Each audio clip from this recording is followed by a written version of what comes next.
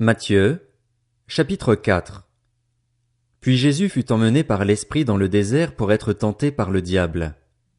Après avoir jeûné 40 jours et 40 nuits, il eut faim. Le tentateur s'approcha et lui dit, « Si tu es le Fils de Dieu, ordonne que ces pierres deviennent des pains. » Jésus répondit, « Il est écrit, L'homme ne vivra pas de pain seulement, mais de toute parole qui sort de la bouche de Dieu. » Le diable le transporta alors dans la ville sainte, le plaça au sommet du temple et lui dit, « Si tu es le Fils de Dieu, jette-toi en bas. En effet, il est écrit, il donnera des ordres à ses anges à ton sujet et ils te porteront sur les mains, de peur que ton pied ne heurte une pierre. » Jésus lui dit, « Il est aussi écrit, tu ne provoqueras pas le Seigneur, ton Dieu. » Le diable le transporta encore sur une montagne très élevée, lui montra tous les royaumes du monde et leur gloire et lui dit, « Je te donnerai tout cela, si tu te prosternes pour m'adorer. » Jésus lui dit alors, « Retire-toi, Satan.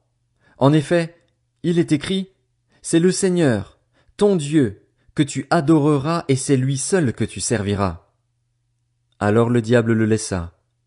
Et voici que des anges s'approchèrent de Jésus et le servirent. Lorsqu'il apprit que Jean avait été arrêté, Jésus se retira en Galilée. Il quitta Nazareth et vint habiter à Capernaüm, ville située près du lac, dans le territoire de Zabulon et de Nephtali, afin que s'accomplisse ce qu'avait annoncé le prophète Ésaïe. Territoire de Zabulon et de Nephtali, route de la mer, région située de l'autre côté du Jourdain, Galilée à la population étrangère.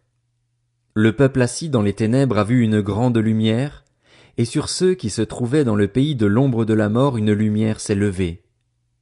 Dès ce moment, Jésus commença à prêcher et à dire, « Changez d'attitude, car le royaume des cieux est proche. » Comme il marchait le long du lac de Galilée, il vit deux frères, Simon, appelé Pierre, et son frère André, qui jetaient un filet dans le lac.